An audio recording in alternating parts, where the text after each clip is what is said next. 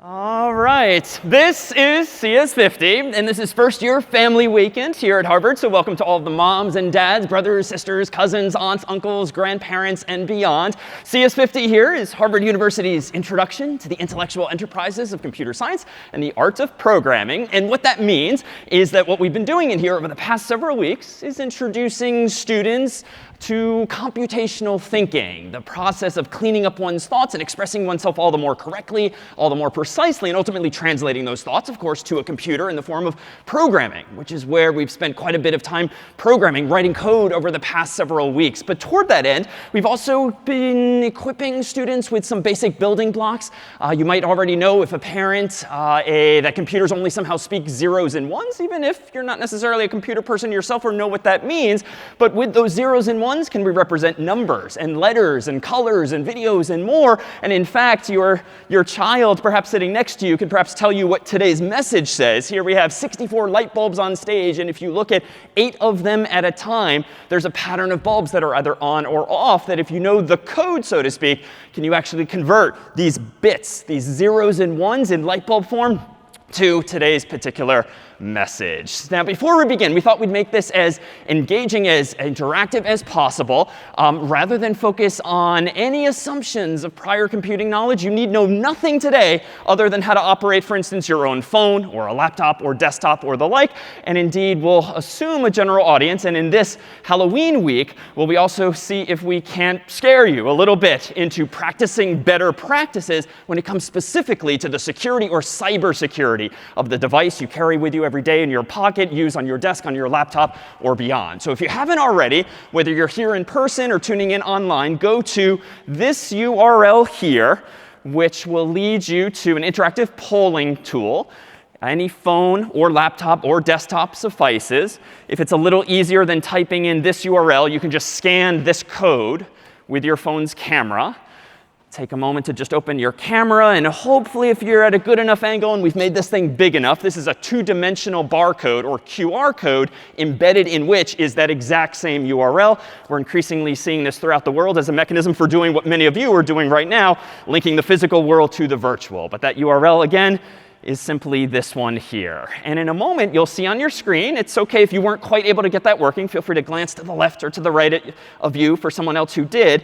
Let me go ahead and full screen a question just to ask of everyone here as we focus today on cybersecurity. Is your phone secure? Whether an Android phone, an iPhone, or anything else, if you're holding it in your hand right now, here in person or online, you should see 3 possible answers: yes or no or unsure. We've got over 300 responses come in already. In a moment, I'll flip over and reveal the results and see if we can't see how much work we have to do together here today. A few more seconds, almost up to 400 answers. Almost up to 400. It's OK if those keep coming in. I'm going to toggle back and show the results in just a moment here. And the results are now in. According to a response rate of over 400, it looks like 36% of you don't need what we're about to do here today, which is great. We'll see if we can't poke some holes, though, and maybe some assumptions you all are making. 31%, 32% maybe of you are a little are saying, no, your phone is not secure. So glad you came. And then understandably, to another third of you are unsure. So in very good company today. And we'll see if we can't open the eyes of everyone in each of these disparate audiences. Well, let's consider first for a moment exactly how we might think about the security of our phones, representative of just any computing device. And in fact, everything we discussed today could be extrapolated to laptops and desktops and servers. But all of us being so familiar with phones, let's start with phones themselves. Now, odds are you have on your phone, like so many other things in your life, a password or a passcode. And in fact, without raising your hands and therefore leaking information, think to yourself, well, what is my password or passcode? It's probably 4 digits. It's maybe 4 letters. Maybe it's even longer. Maybe it's even nothing. And I think maybe from the chart earlier, we can assume that we have a third of each of those possible responses. So a password, of course, is this super common mechanism that you and I are all using all the time to keep our devices secure. But do passwords keep things secure? Like, how many of you thinking about your phone right now and that specific password might think it's secure? And if so, why do you think it's secure?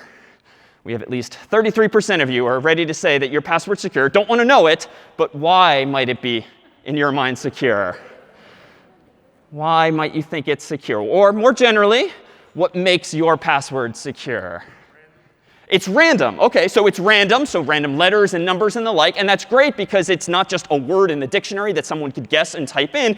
Downside, of course, I dare say, is that it might take you, as well as anyone else, quite a bit of time to guess or figure out what, or just to remember what it is if it was indeed random. But randomness is going to be a primitive that really actually helps us. Unfortunately, you and I and really the whole world are not very good even at passwords, as omnipresent as they are as a defense against adversaries. In fact, if we look at the most common passwords from the past year in 2020, thought we'd share with you some of those results. This is the result of security researchers having found big exploited, compromised databases, analyzing them for what passwords are in them, and then inferring from that what the most common passwords you and I are all using. Unfortunately, in 2020, the most common password, according to one measure, was 1234566. Now, funny, yes, but if you're seeing your password on the screen already, not so funny, perhaps. The number 2 password was not much better. Number 3, picture 1, presumably for a device, a website that requires that it not just be a word, it have at least one number, which this person took literally, these hundreds of thousands of people took literally. Password was number 4 this past year. 1, 2, 3, 4, 5, 6, 7, 8. 111, 111, really not trying hard there. 123, 123, varying it a little bit. 1, 2, 3, 4, 5 was number 8. 1, 2, 3, 4, 5, 6, 7, 8, 9, 0 was number 9. And then number 10 in 2020 was senha, which, any Portuguese speakers here, means password, means password. So made the list twice in this case. So one takeaway already today should be if your password's on this list, like, probably you're in one of those other 33% whereby we can do better than this. Why? I mean, really the obvious. If you're in this list, there's so many bad guys, so to speak, out there that are going to try guessing your password first. Why? Because just statistically, if they try 1, 2, 3, 4, 5, 6, 1, 2, 3, 4, 5, 6, 7, 8, 9, they're just going to get into a lot of devices quickly because they're just so commonly used, those passwords. You don't want to be on this list. Ideally, you want to be random, but we want to somehow balance randomness with memorability so that you don't actually keep forgetting your password, which of course defeats the whole point of these things in the first place. But in a class like this, CS50, and computer science more generally, let's be a little more thoughtful as to what we mean by a device being secure. Like, what does it mean to be secure? And can we even slap some numbers on it so that we can make measurements, so that we can ideally compare and contrast one system versus another, one password versus another. So it's not just our instincts arguing that my password is better than these, but how can you quantify that perhaps? Well, let's start simply. A lot of Android phones and iPhones these days require minimally that you have like a 4-digit passcode. You're minimally encouraged to have at least this bar set so that you're not having no passcode altogether. So if you do have a 4-digit passcode, well, let me go ahead and ask this question. How much time might it take to go about cracking, so to speak, that is figuring out what a 4-digit passcode is? In fact, let me go ahead. If you want to pull up your devices again, you should see on the screen this question now. How long might it take to crack, that is figure out, guess, a 4-digit passcode, for instance, on someone's phone? A few seconds, a few minutes, a few hours, a few days. Thinking here from the adversarial perspective, if someone got a hold of your phone somehow, how long do they need to get into your phone if it has a 4-digit passcode? A few seconds, few minutes, few hours, few days. Got about 300 responses so far. Let's give folks another few seconds here. Another few seconds here. All right, up to 350 or so. In a moment, let me go ahead and flip screens over to the results. So we'll see the preliminary results here. And if I now pull this screen up, we see that 50% of you claim that it's going to take only a few seconds. Few of you say, about a third, a few fewer of you are saying that it takes a few minutes, a few hours, and even a few days. Well, let's answer that first, because honestly, if it's already a few days or even longer, our work is here probably already pretty done. Unfortunately, the problem with things like 4-digit passcodes is that anyone who grabs your phone, you step out of the room, you leave it behind, you lose it, they could certainly mimic your input device and just use their finger pretending to be you, trying 0000. Nope. 0001, nope. 0002, nope. And it's a little slow, to be fair. It would take me a while to count all the way up to 9,999. That's 10,000 total possibilities there. But let's go ahead and consider exactly how else you could do it. For instance, here is an example of, in computer science, what we call a brute force attack. And just an adversary using their finger is a brute force attack if they're trying all possible passcodes. The problem is, even if your passcode is way at the end of the list of numbers, eventually they're going to get it by brute force. Sort of like in yesteryear using a battering ram or the like to brute force your way into a building, a castle or the like. In software sense, it just means trying all possibilities. And you don't even have to just use your finger, right? Anyone with some programming savvy who's good with hardware could maybe do something like this. Here's a quick video I'll hit play on. No sound, but a little bit of a robot that has an Android phone underneath it, and it's got a little robotic finger that's doing the work for you. You can step out of the room now as the adversary, let the robot do its work, trying 0000 through 9999, and ultimately, presumably, get into that phone. So let's see if we can't quantify then exactly how fast the human or the robot could get in. Well, how many total possibilities are there? That's the right way to begin thinking about it. If you have 10 digits for the first one, 0 through 9, and then another 10 possibilities, another 10, another 10, the total number of possibilities, of course, between 0000 and 9999 is 10,000. 10 times 10 times 10 times 10, which gives us that much of a search space, a universe of possible passcodes to choose among. Unfortunately, you can do even better than your own finger or even that robot. Anyone in CS50 now who knows a bit of programming in languages called C or Python or anything else could open up a programming window and actually just start writing some code. And so let me do that. What you're seeing here, if a family member, is a programming environment called Visual Studio Code that students have been using for the past several weeks. Up here, we have a tabbed window where we can type our code. Down here, we have what's called a terminal window where I can type commands to make the computer run that code. And then over here is just a menu bar. So crack.py means I'm going to write a program to crack, that is, figure out passwords using this language called Python. And even though most CS50 students wouldn't know what code to start writing, they'd have to look up some of what I'm about to do. It's only going to be a few lines. So I'm going to go up here and say, from string import digits. This is a fancy way of saying, hey, Python, give me access to all decimal digits. It just avoids my having to type out 0 through 9 manually. All right, then I'm going to say, from iter tools, import product. This is another feature of Python that CS50 students, for the most part, have not yet seen, that just says, hey, Python, give me the ability to do like the cross product of a whole bunch of numbers. So these 10 times these 10 times these 10 times these 10. And then what am I going to do with that? Well, for each possible passcode in the product of those digits repeated 4 times, I'm going to go ahead and, for now, let's just print out what the passcode is. In other words, assume that I am now the adversary. I don't want to waste time using my finger. I don't have a robot that I made. But I am good at writing software. And heck, I've got like a USB or a lightning cable in my bag that I could connect your phone to, my Mac or PC. And I could just have my code that I'm writing now send all the possible codes from laptop to phone to automate this process just using the little port at the bottom of all of our phones. Well, let me go ahead and maximize this so-called terminal window, which is, again, where I'm going to run this code. And again, the question a moment ago was, does it take seconds, minutes, hours, days? Well, let me go ahead and run Python of crack.py. I'm pretending for the moment that I did grab that cable from my bag and plug it into the phone, hitting enter, and it didn't actually do anything. That was not supposed to happen. So in CS50, we spend a lot of time introducing students to bugs, which are mistakes in programs, sometimes not so deliberate. Let me go ahead and apologize. Let me open this file. This didn't technically happen. OK, Python. There we go. OK. In CS50, we now will run the code here. And I'm going to go ahead and run a command called python of crack.py. I had the file in the wrong location a moment ago. And this is the equivalent on a Mac or PC of double-clicking an icon. Here we go. Is it seconds, minutes, hours, or days? Barely 1 second to try all 10,000 possibilities. You can't even see them all on the screen, but this printed out 0000 all the way down, of course, to 9999. Plug in that cable, and boom, the adversary doesn't need to be in that room for very long in order to get into that that phone. All right, so what would be better then? Like, clearly, 4-digit passcodes, bad if you have someone in your life who has a finger or a robot or the ability to write code. And unfortunately, because of us, you now all have someone in the family with at least a third of those. How might we do better than this? What's better than a 4-digit passcode? Anyone? Yeah.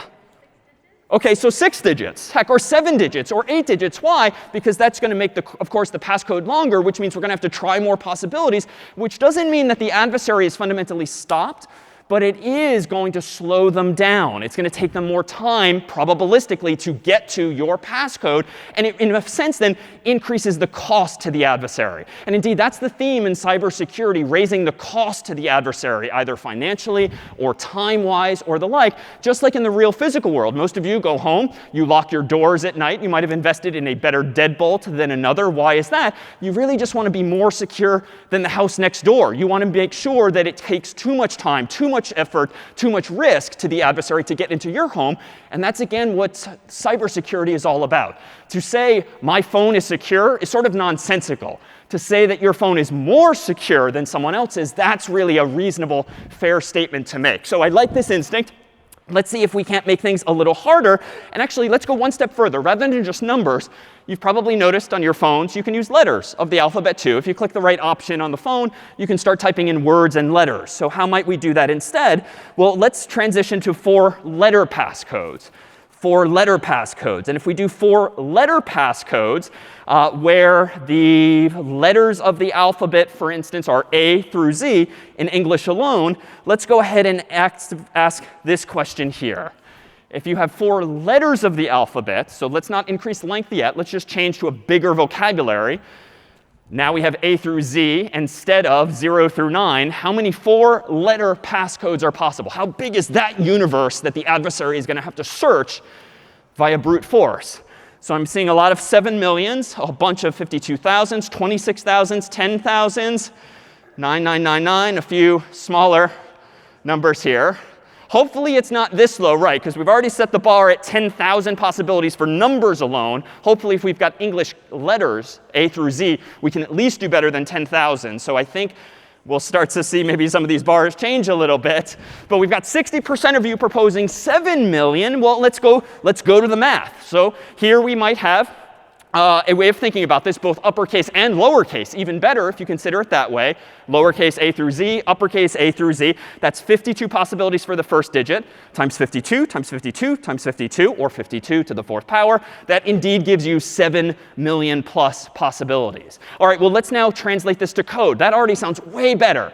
10,000 versus 7 million. This is definitely going to slow that hacker down. Well, let's consider exactly how fast or slow it might now be. Let me go into my crack.py program, and let me make a little tweak so that instead of just using digits, this time I'm going to use letters, otherwise known as ASCII letters, as CS50 students will know. That just means familiar English letters of the alphabet. And I'm going to change my code to use these ASCII letters, 4 of them still, instead of digits alone. And that's the only change. Now I'm going to pretend to plug my phone that I just stole from someone into a USB or a lightning cable. Let me maximize my window just so we can see things a bit more. Let me run Python of crack.py now. And let's consider how long it takes to do 7 million possible codes. OK, slower. Can't dramatically just say in one breath that we're done. But we're already at the G's and then the H's. And it's kind of flying by. You know, this is where the adversary is probably getting nervous in the TV show or movie, right? Someone is tiptoeing around in the other room. You don't want them to come in. You only have this much time to crack the code.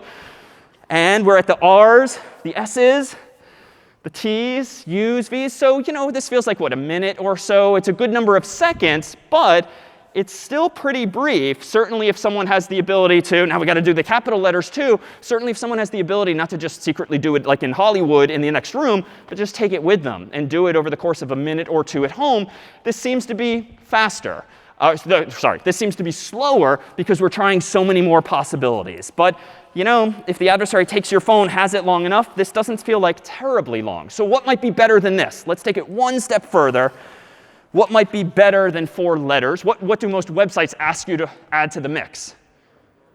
So special characters, right? And those things are darn annoying, right? Because sometimes they even tell you what letters, punctuation symbols you have to use, and then you type one and you realize, oh, it's not on the damn list. I mean, it's frustrating. Why? Well, it's going to raise the bar, though, to the adversary. And that's indeed going to be the goal here, again, just to increase the cost or time required for the adversary so that it doesn't finish like it did just now after a couple of minutes, but it's going to keep going and going, hopefully, such that they're going to lose interest in your phone and go try to crack into someone else's, presumably. So let's try this. Let me now go over to how about one other question here? And this question will now just be, let's go from 4 characters. How about let's take it one step further and mix the 2 ideas here. More digits and longer passcodes. How many 8-character passcodes are possible? And by character, as a CS50 student will know, I mean number or letter or punctuation symbol now. And there's like 32 or so standard punctuation symbols. So we're up to a good set of numbers now. How many 8-character passcodes do you think are possible? Million, billion, trillion, quadrillion, or quintillion? All of which, of course, are better than 10,000 possibilities. So we're in a whole different space now. Looks like these answers are coming in a little more slowly, perhaps as folks think about this. This is 10 digits plus 52 letters plus 32 punctuation symbols. Much more secure, it would seem. All right, we're up to 230 responses. Give folks another second or so. If you're trying to do the math, 10 plus 52 plus 32, that's going to give you 94 possibilities for each of the digits. All right, we're just about at our 350. All right, I'm going to toggle over the screen here. Going to click over to the results, show them in just a second on the screen now. And this is an interesting distribution. I think some of you perhaps have the instinct now of just go for the biggest one. It's not quintillion, nice as that would be. Maybe it's quadrillion, trillion, billion, or million. We have more of a split there. So let's consider the math. So if we've got 8 characters, and I claim that that's 94 possibilities for each, 10 digits, 52 letters, 32 punctuation symbols, that's 94 to the 8th power, essentially. And that indeed is 6 quadrillion possibilities. Now, that's crazy big at this point. I dare say we're pretty safe from the human finger now. We're probably pretty safe from that robot, which is going to take a while too. But Macs and PCs are pretty darn fast. And God forbid the adversary have a big server or use the cloud, so to speak, and really use a big, expensive machine. How long does it take to get into 6 quadrillion possible passcodes? Well, how might we think about this? Suppose, just for the sake of discussion, it takes the adversary 1 second per code, just so we have some unit of measure to start with. 1 second per code, which means in the worst case, the adversary really gets screwed, and my passcode is like 9999999, or with a lot of crazy punctuation symbols in it. If each passcode takes a second to guess, how long is it going to take the adversary? If in the worst case, they spend 6 quadrillion seconds. How many hours or minutes or days or years? I'm hearing a lot. A lot is, in fact, correct.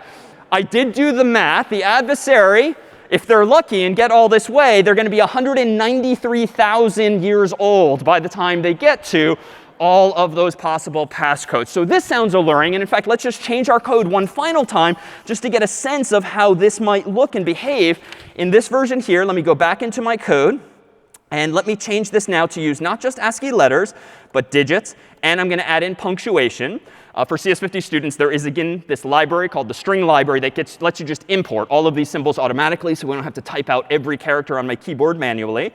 And then down here, I'm going to take the product of those ASCII letters again, plus those digits, plus the punctuation, repeated 8 times, I claim this time. I'm going to now increase the size of my window just so we can see more on the screen, rerun the code. And this is going to take us, some hundreds of thousands of years. So we won't run to the end of this demo. Now we seem to be in a better place. All right, so what's the takeaway here? Clearly, you should use a passcode, a password that's 8 characters with letters and numbers and punctuation. Yes? OK, there's a mix here. Some of you are saying yes, someone no. How about someone who says no? Why? Why no? Yeah. Recaptcha. OK, so there's other mechanisms. More on that in a second. Other instincts? Yeah. Like the computers are much faster than just 1 code per second. Yes, I'm kind of cheating with my verbal simplification here. Even this computer is way faster than 1 code per second. So it's not going to be hundreds of thousands of years. It might be tens of thousands of years or hundreds of years. But it's not going to be quite as dramatic as this. So that's a concern. Can't much shorter passwords be made secure if you only guess a certain number every hour? Yes, so maybe there's other mechanisms. So maybe we don't have to be so extreme as to introduce all of this randomness as was proposed before. Because honestly, there's this theme in computer science too, and really information technology of trade-offs, right? Sure, I can use a really big random password, but my God, I'm going to end up writing it on my monitor on a Post-it note, which I suspect statistically some of you are guilty of, right? And you shouldn't necessarily just blame yourself or your colleague who's doing this. Like, this is a symptom, perhaps, of bad IT policy. If we don't have necessarily very usable systems, maybe we shouldn't blame the human for forgetting their very random password. Maybe we shouldn't require the human to have a very random password. So what could we do? A couple of technical mechanisms were just proposed. Let's go down this road of how we might try to defend against this. And I'll keep this running just for fun in the background. Let me switch back over to a visual here. Now that we've considered that many codes, what if we do something that some of your own phones already have that slow the adversary down? And some of you might have seen on your iPhone a screen like this. Let me zoom in. iPhone is disabled. Try again in 1 minute. Has anyone locked themselves out of their phone like this? I have. This is not, I mean, it's embarrassing to admit, but it's not leaking any information. All right, so many of you have done that already. But why is this actually a compelling feature? Just to be clear. Annoying as this might be, because you probably don't want your phone locked at the very moment you're trying to get into it, why might it be a good thing? Yeah, let's go somewhere else if we may. Yeah, I'm back. Sorry? It slows down the process. It annoys you, to be fair. Like, you pay a bit of this price, but it really slows down the adversary. Now they're going to be able to type in not 1 code per second, but 1 code per minute, a 60 times difference. That's really going to force them to pump the brakes. And unless that adversary is after you specifically, odds are they're going to go take someone else's phone or lose interest because you've raised the bar high enough to their getting in. On Android, if you do this, it depends on the operating system version. Here might be something similar on Android. Too many attempts, try again later. I mean, this is even more annoying. It doesn't even tell you when to try again later, but it does slow down the adversary. So if you don't have features like this enabled, you should. And if you're particularly security conscious or paranoid even, you can even enable a feature on these phones nowadays where they self-destruct, so to speak, after 10 wrong guesses. Right? Why 10?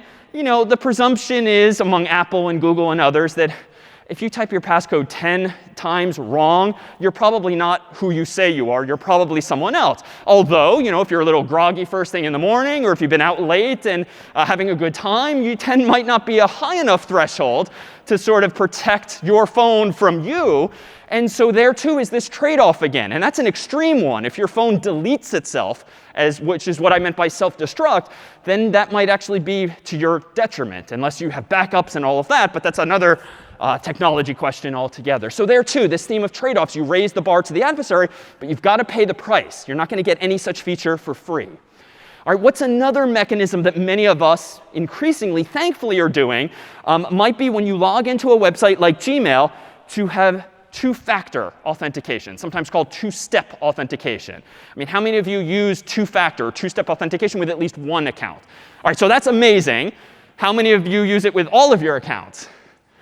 All right, fewer of us. And there, too, that's not necessarily the wrong answer, right? I have a lot of stupid websites that I have accounts on, like I bought something once on them. I don't really care about it. So there's a judgment call there in terms of what you really care about.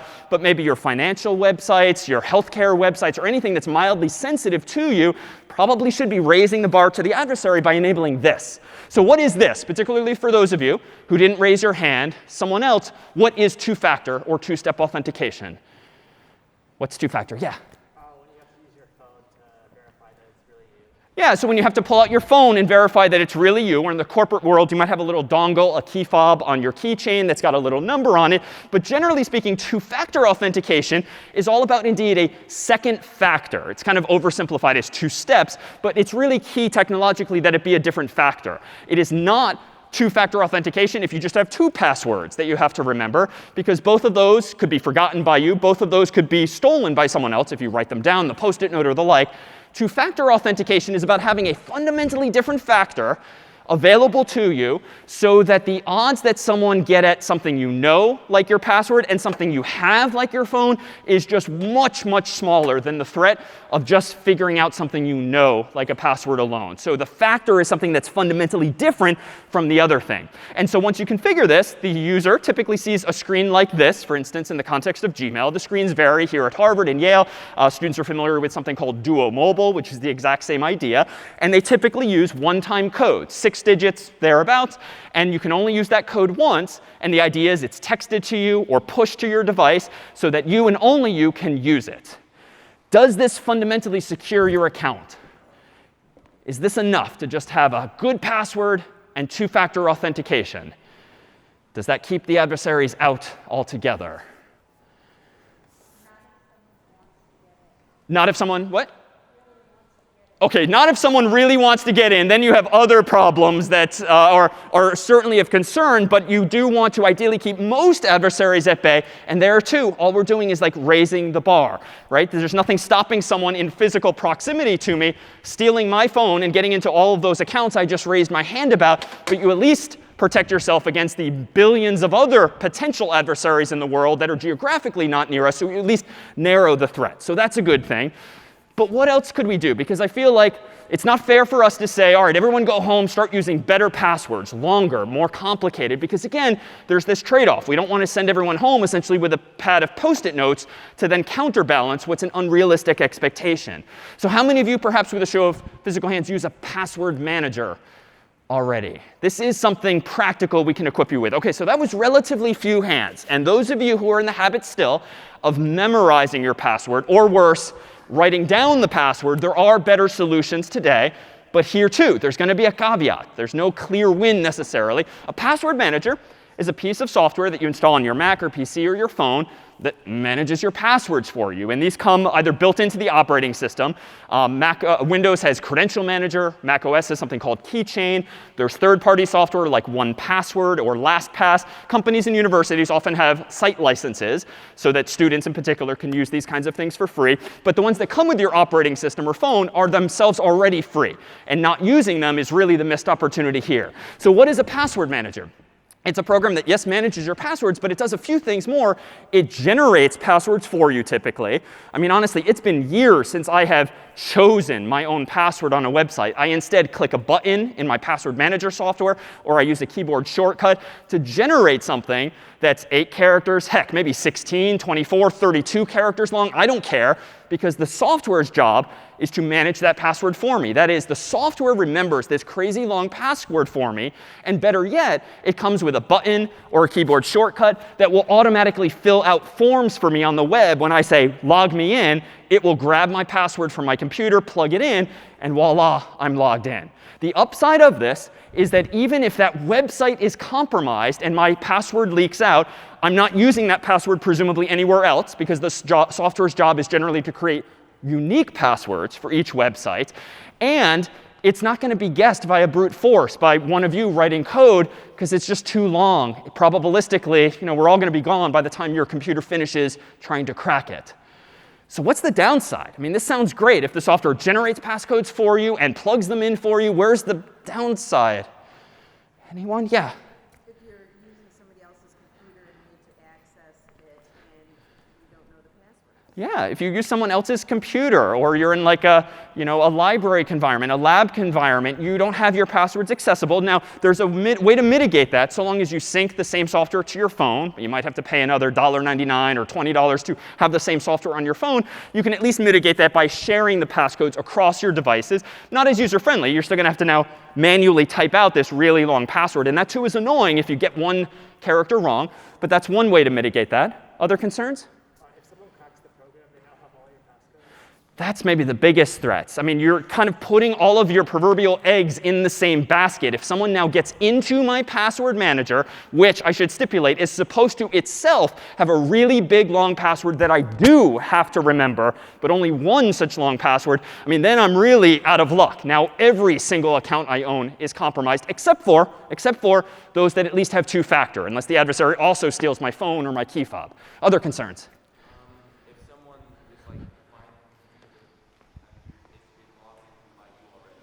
they don't have the track.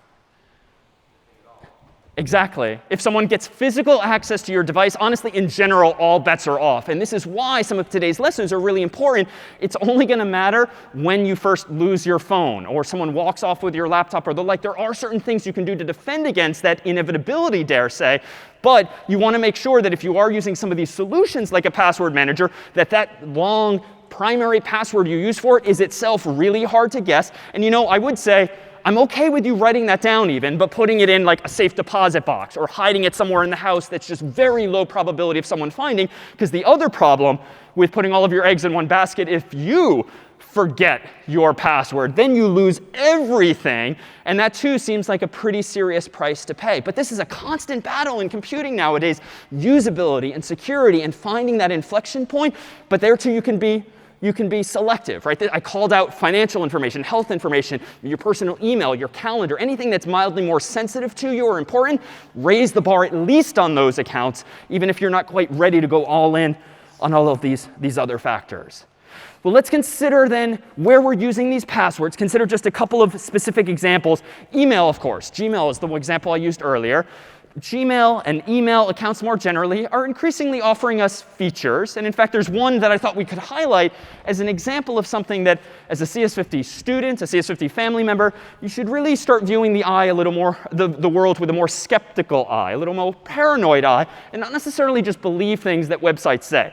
I mean, it's mostly meaningless when a website says, sometimes with a pretty little logo or emblem, our website is secure. Like, what does that even mean? And it's, again, all about relativity. And even Gmail, I dare say somewhat irresponsibly, has this feature in recent years, confidential mode.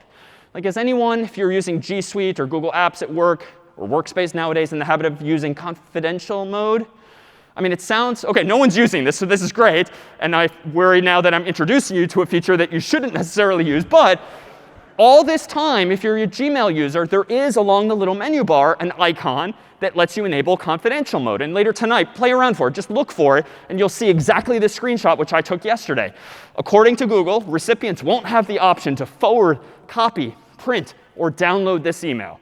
Right? Great for lawyers, it would seem. Great for business. Great for private correspondence. But why is this perhaps a bit misleading? Like, where should the skepticism come from here? Even a company like Google, I dare say, they've probably buried the caveats that I'm hinting at under the learn more. But unfortunately, that might be too late. Yeah, in back. Yeah, I mean, those of you who know how to take a screenshot, that's the simplest way. If you don't know how to do that, well, here's a phone. I can just take a picture of what it is I see on the screen. And so these are software defenses that are in place that essentially disable the forward button, disable the print button. But honestly, as you probably already know, once something is already digital, I mean, it's out there. And there are other ways to get at it. It might not be as high quality if you're taking out your phone to do it. But you should view things like this with skepticism. And even when I occasionally receive something like this, I kind of roll my eyes, but regret that the user thinks what they're doing is consistent with this language, but it isn't necessarily. And so indeed, in part, from an introduction to computer science, you begin to, get a little scared from what's going on out there because there's so many different threats and so many things that you can't, in fact, do. And the onus is unfortunately often on us users to read between the lines and see what actually is possible. Here's another one that you might be more in the habit of using. Incognito mode or private mode in Chrome or Safari or Firefox or Edge or the like. What does incognito mode do, if familiar? What's incognito mode? Yeah? It doesn't log locally what you're doing. Exactly. Most people here probably generally know about things called cookies, even if you're not quite sure how they work. But they're like these little remnants or breadcrumbs you leave behind when visiting websites that allow the websites to keep track of who you are in some sense. According to Google here, when you're using incognito mode, Chrome won't save your browsing history. So that's good. Cookies and site data, information entered into forms. But to their credit, they do disclaim that your activity might still be visible to the websites you visit, your employer or school, your internet service provider. So they're getting better at least helping you evaluate by giving more of the facts whether you do or don't want to do this. But this doesn't mean that the websites you're visiting indeed know don't know who you are. All of our computers have unique addresses, these things called IP addresses that you might have heard about. In CS50, we'll explore these in another week's time. Your computer is constantly leaking information that could be used to infer who you were. So this is really just best left when you don't want to accidentally, on like a friend's computer or a lab computer, remain logged in, because cookies are typically used to just remember that you've logged in. So if you use a friend's computer, you use incognito mode and just close the window, boom, you're effectively logged out. But even as Google disclaims, there's other caveats there too. So what else might we keep in mind? How about, let's consider one other big one that's another thing to start looking for increasingly in order to keep yourself secure. And this one's a little more technical, encryption. And as CS50 students will know, this is something you can implement in code. And in fact, let me ask this question. What does it mean to encrypt something? Think back to PSET 2 and Caesar and the like. Let me look a little farther back. Almost any student hand should theoretically be up here. Yeah?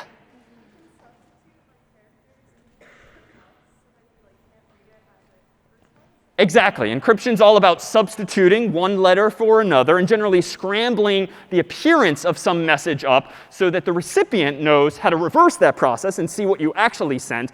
But anyone intervening in between you can't actually see the information between you. So just to impress the parents in the room, any students, what does this say? We're not ending here, but this was CS50. That's what it would say. But notice the scramble. Let me go back and forth, back and forth. In this message, T becomes you. H becomes I becomes J. S becomes T. This is what we called a few weeks ago in CS50 a rotational cipher, a Caesar cipher that literally does, as you described, substitutes one letter for the next. But it does so in a very predictable way. A becomes B, B becomes C, and so forth. And we also talked weeks ago that you don't have to keep it that simplistic. You can use a bigger mathematical formula to make it at least harder for some adversary to figure out. But you and I, as users these days, are constantly, thankfully, using encryption. You probably generally know that you should be hoping for, expecting this these days. Like HTTPS is a good thing. S means secure, literally. And any website that has that in its URL indicates to you that you and the website are having an encrypted, a scrambled communication, which means if you type in your password, your credit card information, anything else personally, no one between you, theoretically, points A and B, should be able to know what it is you've typed into that web page. The web page absolutely can, because they have the ability to decrypt that information, to reverse the process. But at least encryption is generally a good thing. But today, let's take that one step further and encourage you all to be looking for, expecting, if you will, as consumers increasingly in the coming years, something better than encryption alone, but end-to-end encryption. And you're starting to read about this a little bit more, but it's perhaps a little less familiar. Someone in the room who's familiar, what is end-to-end encryption? Let me give folks a moment. What is end-to-end encryption? OK, yeah.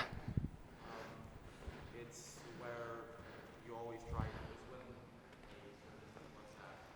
encrypts a message on one side and sends it where it's encrypted on the other side. Good. So it's when an app like WhatsApp encrypts a message, but it's encrypted all the way to the other side, to the recipient, even though Facebook, in this case, owns WhatsApp, even though your message is going through Facebook or Meta's servers, they do not have, theoretically, the ability to decrypt your message, whatever chat message you've sent to a friend. They are just sending seemingly random zeros and ones all the way to the end user who can then decrypt it. If you're an iPhone user, iMessage, for instance, does this automatically so long as your text messages are blue and not green. That means you're using iMessage and Apple's platform that does this.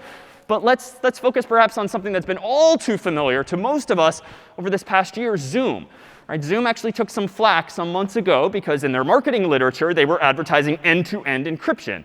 They were not implementing end-to-end encryption, at least initially. This was probably marketing gone awry, not quite understanding what end-to-end encryption means. They were using encryption. And what that meant is that if I were having a meeting with a colleague or you were sitting in on a class with a teacher, you might have an encrypted connection, all of you, to Zoom centrally. But they had the ability early on, and still now if you leave this feature off, to decrypt that information and see and listen to, theoretically, anything going on in that meeting or that classroom. Now, technologically, there's not really a good defense against that if using that older approach. All it really is policy, where hopefully there's rules in place, there's contracts in place that say, well, yeah, that's possible, but don't do that. End-to-end encryption is a stronger guarantee for you that circumvents that risk altogether by ensuring that if you're tuning into that class or you're logging into that meeting, all of the zeros and ones are going through Zoom servers, just like Facebook's, but only the end users, only the students and teachers, only the colleague and colleague can actually decrypt and see and hear what it is that's being said. And if you're one who schedules Zoom meetings, you can actually see this. For instance, here's a screenshot I took yesterday too, scheduling like a Zoom meeting for today.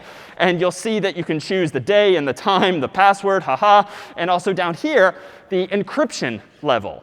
And by default, it's typically enhanced encryption, which is stupid, like enhanced encryption. It's just encryption. And in fact, it's sort of worse encryption than the other checkbox, which is end-to-end encryption.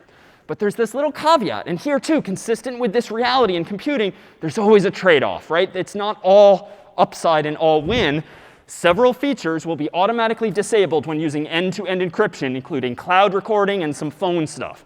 I mean, that's already kind of a big loss for a class, for instance, a conference that wants to keep the sessions. But it kind of makes sense, right? If the data is encrypted between all of the end users, and therefore Zoom has no eyes into the data or ears, then it makes sense that they can't record it for you in the cloud because it's completely scrambled to them too. So a good primitive to have in place, but also something that you need to sacrifice in terms of usability. Well, let me, in our final moments here, let me flip back over to where our hacking tool is. It would seem that 8 characters is doing really well because we still got 3 A's at the beginning of this. So that might be, in fact, one takeaway. And in fact, let me flip over and propose 3 pieces of homework for everyone here. 1, use a password manager, the one that's built into your phone or your operating system, or pay a little something more for something that you might like a little better. 2, use two-factor authentication for more of your accounts. Maybe not all, but at least more of your accounts. And that's certainly a net improvement. And then 3, use not just encryption, but end-to-end encryption. And unfortunately, these features are not all quite as simple as, oh, well, let me just check the box and turn on that something that's always been available to me, because it's not always been available. And Zoom, only once they sort of got into trouble for this did they acquire some other company that implements this feature and then add it to their software. But as users, as consumers, as parents, as students, considering choosing one tool or another because of these features is really something you are empowered to do, and to not use those tools that you don't think meet some threshold of comfort for you. For more on this and computer science more generally, any of you can take CS50 online at edx.org/CS50. It's been so nice to see you. Happy to chat one-on-one, but otherwise have a wonderful day here on campus. This was CS50.